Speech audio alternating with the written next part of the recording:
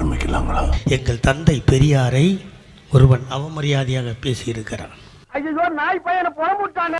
மூடு வந்துட்டா அம்மானாலும் அக்கானாலும் தங்கச்சின்னாலும் போய் படுத்துறது தான். அவன் கிடக்கிறான்டா மயிராண்டி.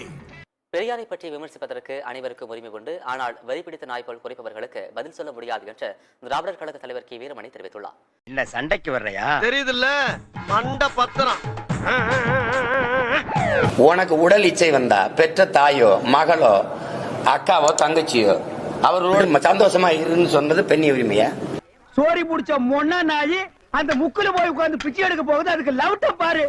கேவலப்படுத்துகிறான் சீமான் என்றொரு திருப்புரிக்கு. ஆஹா அப்படியேதான் விஜயலட்சுமி கழுவி கழுவி ரெடியா வச்சுக்கிறான். இன்னைக்கு என்ன தீர்மானத்தோட வந்திருக்கான் தெரியலடா சாமி. ஊத்தனாலும் வச்சுக்க மூஞ்சே வெந்துடும். போரில் பாதிக்கப்பட்ட இலங்கை பெண்ணை தானே கட்டுவான்னா, அதுக்குள்ளே இந்த விஜயலட்சுமி சாமான் போட்டு 2 வாட்டி கரு கழிச்சிட்டான். அமித்தி வாசி பப்ளிக் பண்ணாத. ஏங்க நான் வேற எதையோ சொல்கிறேன், நீங்கள் வேற உடனே ஒருத்தர் பார்த்துக்கிட்டு நீங்கள் தான் என்னை வம்பு இழுத்து விட்றவனுங்களே. நம்மளை பற்றி நல்லா தெரிஞ்சு வச்சிருப்பாங்க. நாம செய்யறது மட்டமான தொழில்னு யாரா சொன்னா? நீ தில்ல உட்கார். மானங்கட்டம் கக்காளா ஓழி, அவன் ஒரு மாவீரன்டா. சோறு அவன் ஒரு மாவீரன். என்ன கெட்ட வார்த்தை பேசுற மாதிரி பேசுற? கெட்ட வார்த்தை பேசுற மாதிரி இல்லடா, கெட்ட வார்த்தை. மாலை கையில் கடிச்ச போன தொண்டை கடிச்சிடும் உன்னை. அவ்வளவு வெறி மாப்பிளைக்கு இல்ல உங்களுக்காக தான் மாமா. யாருக்கிட்ட போய் சொல்ற?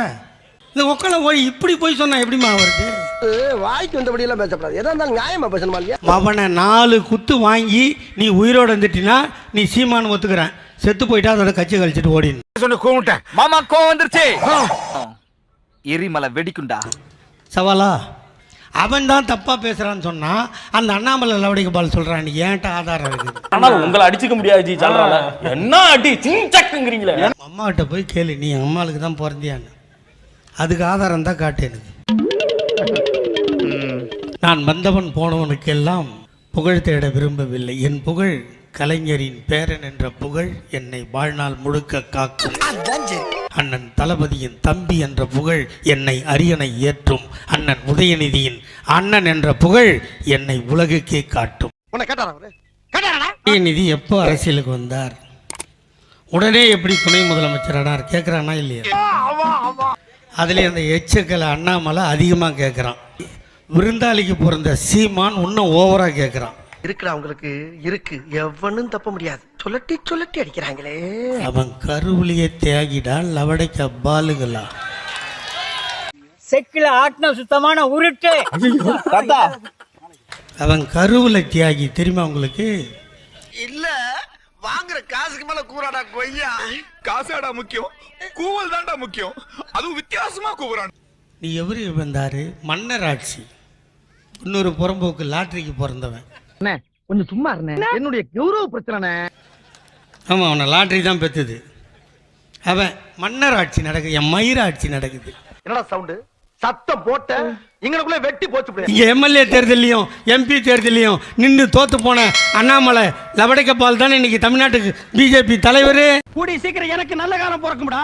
அப்ப இந்த ஏட்டு சிங்கமுத்து யாருன்னு உங்க எல்லாருக்கும் தெரிய வைக்கிறேன். கோயிலுக்குள்ள வெள்ளி தட்டுல வெள்ளி மணி சின்ன மணி இருக்குல்ல, அதை ஆற்றவா குஞ்சு மணி. அவனை சொல்லி நிறுத்துங்களா? இப்படியே உசுப்பேத்தி உடம்ப ரணகலம் ஆக்கிட்டாங்க. சின்ன சேனலுக்கு எதா இருந்தாலும் அது கொஞ்சம் ஆதரவு கொடுங்க. உங்க பொண்ணான கையை கொண்டு அந்த பெல்ல தட்டிடுங்க. அவங்களுக்கு சப்ஸ்கிரைபர் 5-10 ஏறுனா அவங்க மனசு சந்தோஷப்படும். அவங்க வீடியோவும் பாருங்க.